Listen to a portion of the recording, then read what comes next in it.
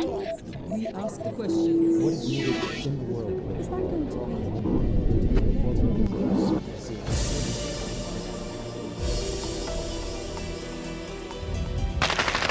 Remember this? War in the Balkans in the 1990s. Bosnian Serbs and Croats took up arms against Muslims to prevent Bosnia breaking away from Yugoslavia. The international community hesitated as tens of thousands of civilians were killed. Eventually, the US stepped in though.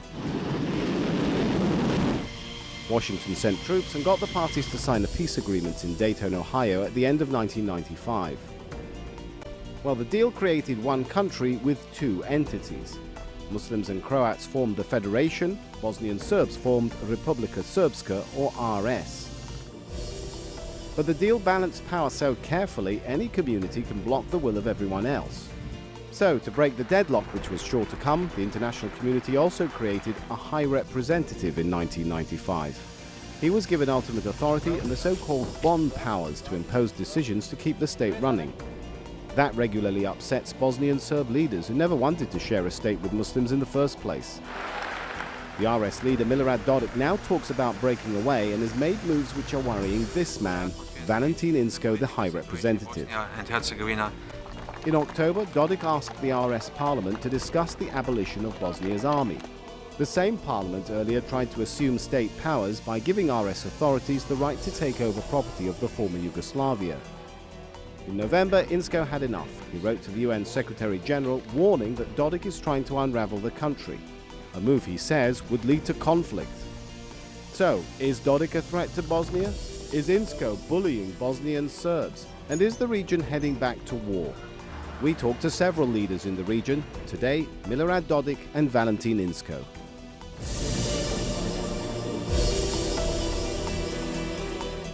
President of Republika Srpska, Milorad Dodik, thanks so much for talking to Al Jazeera. Allow me to ask you clearly, sir, do you believe Republika Srpska is already an independent state? It seems the US Embassy in July 2012 was worried about a statement you made that indicated that. Koliko ja znam, nije još uvijek proglašena nezavisnost Republike Srpske. Ali je činjenica da Republika Srpska ima značajna ovlaštenja koje imaju i države. The European Union, the United States, the Office of High Representative are reporting it as threats to the territorial integrity of Bosnia. I can read to you here the statement from the US saying, the recent public statements by Milorad Dodik referring to Republika Srpska as a state and to BiH as a state union are inaccurate, counterproductive and inconsistent with the constitution of Bosnia and Herzegovina and the peace agreement. Pa po američkoj logici i Teksas je država, koliko ja razumijem. I Bavarska u Njemačkoj je država. I neke druge su... Right, so you mean it in that sense, that is not an independent sovereign state? Rekao sam, nije proglašena nezavisnost Republike Srpske i to još niko nije uradio. Ali da Republika Srpska ima značajna ovlaštenja, države ima. I to je tačno. I mi ne sporimo da Bosna i Hercegovina kao složena savezna zajednica različitih entiteta, republika i tako dalje, može da bude i da opstane. I mi ne ugrožavamo teritorijalni integritet našim tvrdnjama. To što se ne sviđam nekima zbog navodne retorike, to je neka druga priča. Ovdje se ne kaže da djelujem protivustavno, nek se kaže da je retorika problem. Dakle, ni oni sami nisu rekli da kršim ustav ove zemlje. Well, how would you reconcile those two then, sir? You've told me you're committed to the constitution of Bosnia. You're also on the record, though, as saying Bosnia is a, quote, rotten country, a, quote, country which doesn't deserve to exist, and, quote, you hope to God it'll fall apart as soon as possible. Are you retracting those statements? Ne povlačim, naravno da u različitim situacijama... So how can you say that and still be committed to the constitution? Do you not see how perhaps some people could understand that you're not committed to the country? Nigdje ne kaže da kršim ustav. I ja veoma dobro vodim o tom računu. You have threatened in the past to hold a referendum on secession, haven't you? But you haven't actually done it. Why not? At what point will you actually, if that is a serious threat, at what point will you actually hold a referendum on secession? What needs to happen first? Dakle, mislim da je to bila jedna zabranjena tema prije izvjesnog vremena ovdje. Samo pominjanje referenduma. Sada imamo uređenu zakonodavnu proceduru vezano za to. I ja ne isključujem mogućnost da Republika Srpska jednog dana u svojoj budućnosti održi jedan takav referendum. I da u tome referendumu se izjasni na način kakav je to primjeren i u drugim demokratskim zemljama, kao što to recimo sada radi Škotska ili Katalonija što nešto najavljuje, ili neke druge zajednice koje misle na taj način. So in I your ja mislim da je calculations, primarno under what poštivanje... circumstances would you do that? Ako se Bosna i Hercegovina sredi i ako bude po mjeri svih u Bosni i Hercegovini, pa i nas, taj referendum nema nikakvog smisla. Ali ako Bosna i Hercegovina nastavi da ignoriše status Republike Srpske i da u tom pogledu imamo probleme, naravno da ćemo se odlučiti da taj referendum provedemo. Could that lead to conflict? Are you not concerned that could lead to conflict if you make a unilateral move? Ne. Zašto bi došlo do sukoba? Ali ja mislim da If I understand you correctly, you're saying your priority, contrary to what you're on the record as saying in the past, your priority is to stay within Bosnia and Herzegovina and to find a peaceful way for the communities to continue to exist within one country. Have I understood you correctly? Da, naravno. Miran način i naš dogovor o tome, bez uplitanja stranaca, jedino mogući način da Bosna i Hercegovina preživi, ja preferiram taj način. Ako to ne bude bilo moguće, onda ne želim da Republika Srpska bude zarobljena nemogućnostima i da Republika Srpska bude kolateral nemogućnosti da Bosna i Hercegovina uspostavi svoj život. I da bude eksperiment koji će ovdje provoditi stranci. So please then tell me, what is it about this experiment that you find abnormal? What is it from your perspective that needs to change in order for you to say, I will put to rest any suggestion of a referendum and breaking away? Da funkcioniše Bosna i Hercegovina kako je napisano u Dejtonskom sporazumu. Bez nametnutih odluka u međuvremenu. Kada vratimo je na to, ili ako se dogovorimo o nečemu višem i boljem, ja nemam ništa protiv. Nikada nisam učestvovao ni jednoj vrsti nasilja. Pa ni političkoga, ni pravnog nasilja. A oni koji to čine, mene sada pokušavaju napraviti ovdje pričom o tome kako sam ja čovjek te vrste. Naravno da nisam. Ja naravno nemam neku izraženu ljubav za Bosnu i Hercegovinu. To je jasno. Ja imam neke druge svoje političke ljubavi. Ali ja razumijem realnosti. Realnosti govore o tome da ovdje postoji zemlja koja ima međunarodni priznat. I guess that takes us back to sad nisam završio. recent statements of it being a rotten country. A ljubav je nešto što pripada čovjeku. Ne može me neko još natjerati da volim nešto. Ili voliš ili ne voliš. To je neka druga priča. Ja govorim o tome da izvan ljubavi sam realan čovjek koji smatram da postoji država koja se zove Bosna i Hercegovina, koja je međunarodno priznata i članica Ujedinjenih nacija i da ja u toj zemlji živim. Ja poštujem ustav te zemlje. Ja protiv toga nisam i ne činim ništa što bi moglo da dovede Bosnu i Hercegovinu u sferu nasilja. Ali isto tako, kao političar, imam pravo na politike i ono što može da bude projekt za bolju situaciju u samoj Bosni i Hercegovini. But the High Representative of Bosnia and Herzegovina is worried. He says regional leaders are too preoccupied with political games instead of looking after the people. And he's not ready to dismiss Dodik's statements as empty rhetoric. Do you think Milorad Dodik is really serious when he threatens to hold a referendum on secession? Does he really want to break away? Yes, and he put now a date to it. This is a new development, yeah. He said, we will do the referendum, or we will think of doing the referendum together with Scotland and Catalonia, yeah. And we know Scotland will do it in 2014. So he put a date to it now, yeah. And do you think he'll go through with that? He has the intention to go through it, yeah. But maybe he's more hoping for an implosion of Bosnia-Herzegovina and Republika Srpska would be left over. Would you intervene if we get to 2014 and he starts to make real steps towards holding a referendum on secession? Will you then intervene and use your bond powers to stop the referendum, to remove him from office? I would, of course, consult widely and thoroughly with the international community, and I think the international community would not allow such a referendum to take place. Let's talk a little bit about the federation. That's the other entity, of course, in Bosnia-Herzegovina. Now, there are problems there. The problems are not only with Milorad Dodik and Republika Srpska. It's quite clear in your report, it's quite clear to anyone who watches what's going on in the federation, that the system of government isn't working.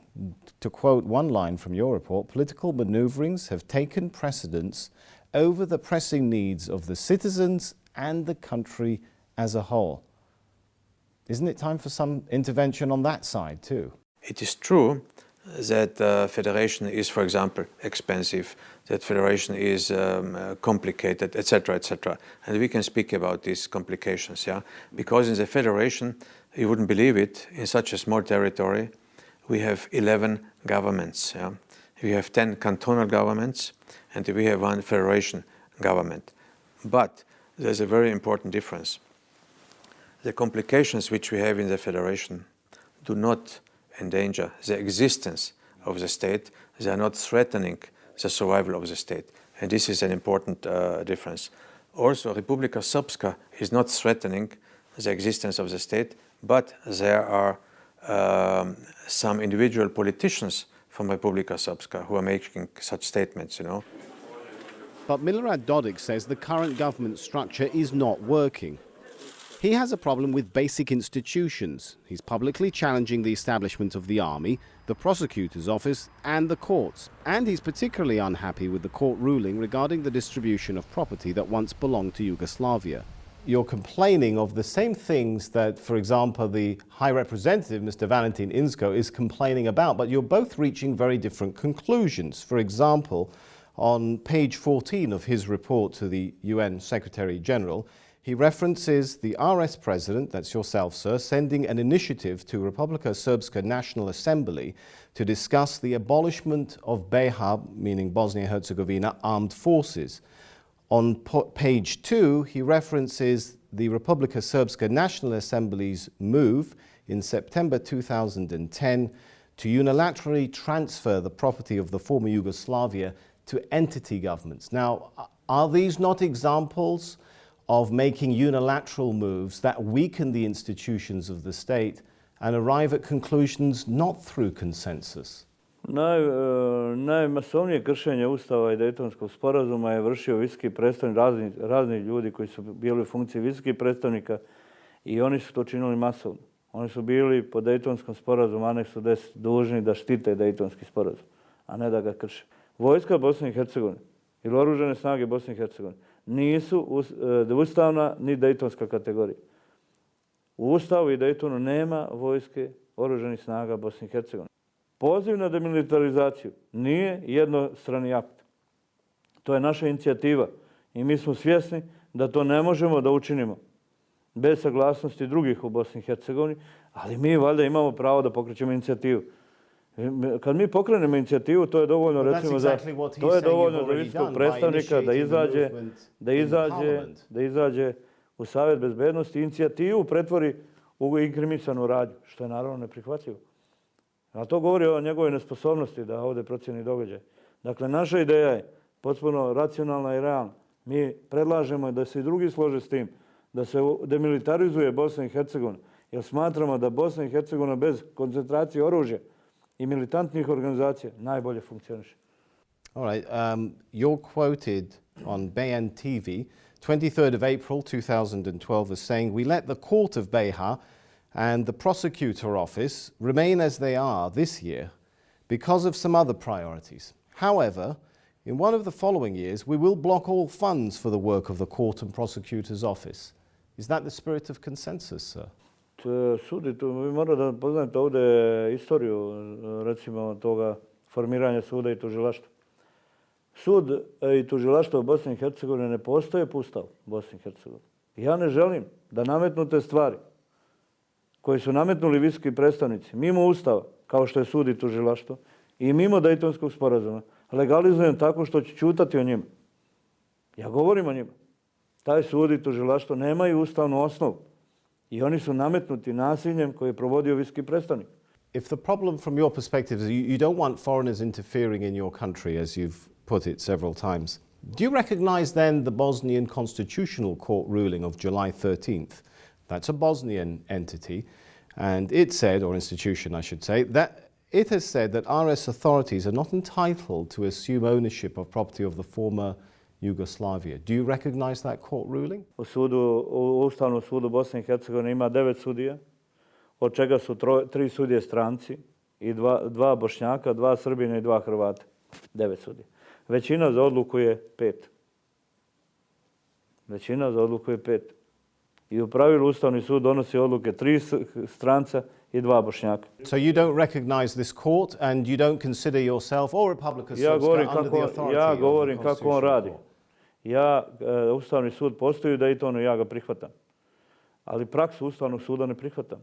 Ustavni sud Bosne i Hercegovine u mnogim svojim odlukama ovdje je mijenjao Ustav. Mijenjao Ustav. I tu praksu Ustavnog suda nećemo prihvatiti, naravno. Što se tiče imovine... Sir, back to my basic question. I know you don't like the way they're working. So do you recognize that ruling? Do you recognize that you're under that authority or not? Da vam kažem da to nisu ni pročito, toliko me zanima. Inače, u Ustavu Bosne i Hercegovine i u Dejtonskom sporazumu Bosna i Hercegovina ne raspolaže imovinom.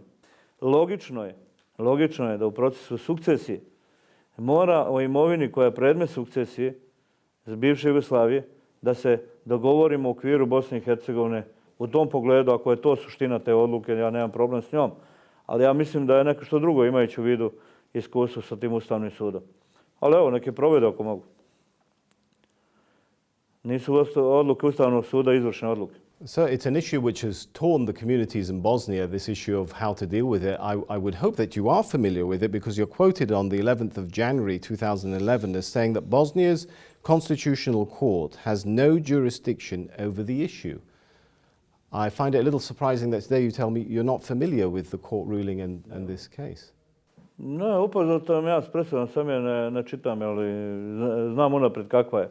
Nepravna i neustavna odluka Ustavnog suda su opasne odluke, naravno. I da ovdje je upravo problem u tome što Ustavni sud izlazi iz svojih nadležnosti i kreira nove ustavna rješenja. Ustavni sud nije ustavotvorac. The question on everybody's mind is, what's next? Dodik is clearly not going to stop challenging the High Representative, and many are wondering what Inzko's next move will be. He's not just a bureaucrat. The so-called Bonn Conference gave him the power to remove leaders, including Dodik, if necessary. When I spoke to Mr. Dodik, he said, "You're the one who's stirring violence," and those are his words. He said, "stirring violence in the country." What's your reaction to that? Well, I think he should prove it, that I'm stirring violence. I am using bomb powers very rarely, very seldom. Well, when I asked him that question, what do you mean? What sort of violence? Yeah, which violence? Well, he said attempts to change the constitutional system. Yeah, I never did it, yeah. Maybe some of my predecessors tried to improve the constitution. I never changed the Dayton Constitution. And legal violence is very far from what I would like to make. His take, even on the Dayton Agreement, is that it didn't stipulate that there should be a high representative. That's not something that the Serbs signed up to. It is true, but the international community thinks my office is still necessary, the high representative is still necessary, and I think we have to have a prudent policy, and we have to wait for the moment that Bosnia and Herzegovina is irreversibly on its way to Euro-Atlantic integration. Then we should shut down the office. Let's talk a little bit about some of the challenges you cite, real attempts to undermine the state in your report. And you've already mentioned some of them, the moves to abolish the army. Mr. Dodik says the Dayton Agreement didn't stipulate that there would be institutions such as a joint military, a state prosecutor or court office. What's your response to that? Are you trying to impose stuff again that the Dayton Agreement didn't stipulate and they didn't sign up to? I would like to answer to your question as follows. It is true that in Dayton, which was a peace treaty, it was not a constitutional conference or a state-building conference. It was a peace treaty, and we have achieved peace, and we are proud of it. There was no ethnic shooting for 17 years. Yeah. However, because it was a peace treaty, in Dayton, one forgot a little bit about some institutions. They forgot the Supreme Court, for example. Yeah? It just doesn't exist.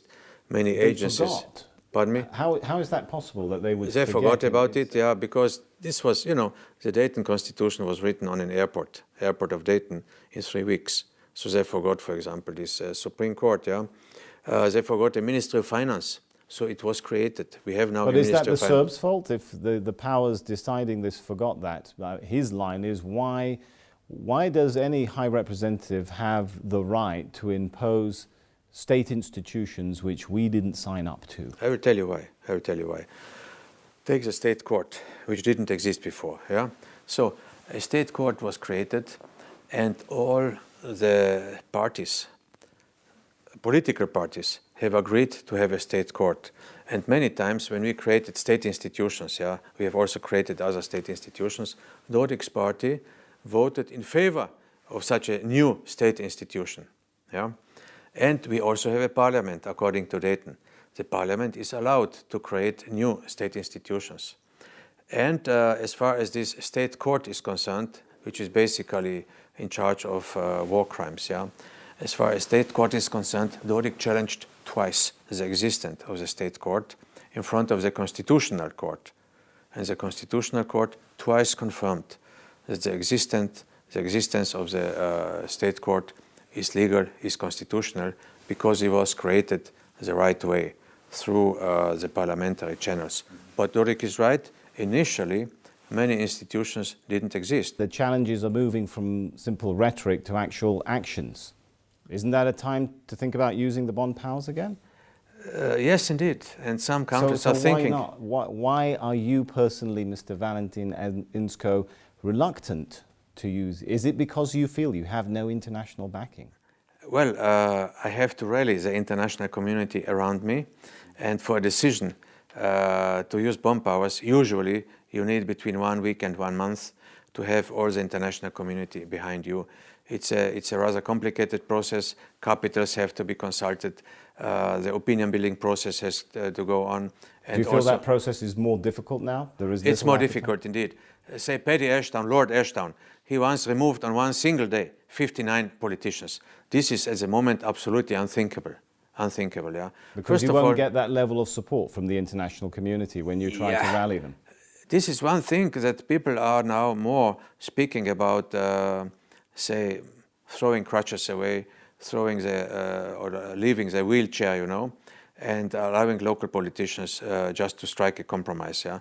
But those days, Paddy Ashton just went ahead, and many times he didn't ask much the international community, because there was this feeling, this atmosphere. He's a high representative, he can just do it. In the meantime, we have had quite a few high representatives, like the former foreign minister and actual foreign minister of Slovakia, Miroslav Lajčák, the former German minister, Schwarz Schilling, and others who thought that locals have to take over, international community should step back a little bit, and we should observe this. Yeah.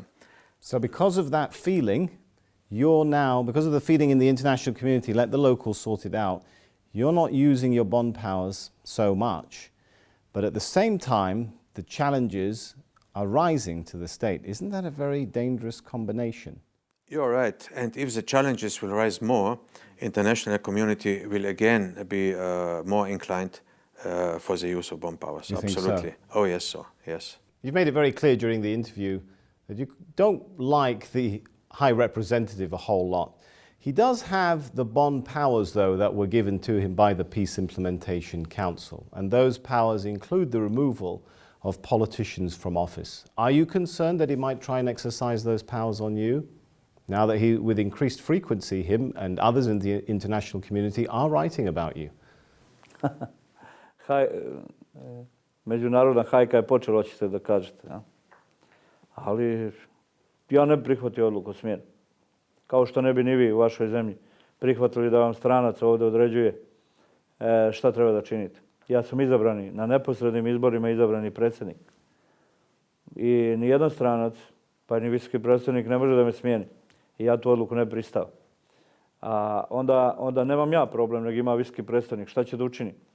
Da li će možda da pošalje nekoliko jedinica međunarodnih snaga ovdje da spriječe da uđemo u zgradu? To naravno da mogu. Da li mislite da će se potući zbog toga? Neću. Ali ću pozvati vladu da zasjeda na nekom drugom mjestu i donijet ćemo odluke u kojima ćemo reći šta mislimo o tome. I on to savršeno dobro znaju. Nek izvole. Milorad Dodik, President of Republika Srpska, thanks so much for talking to Al Jazeera. Hvala, bilo mi je zadovoljstvo i poštujem vaš rad.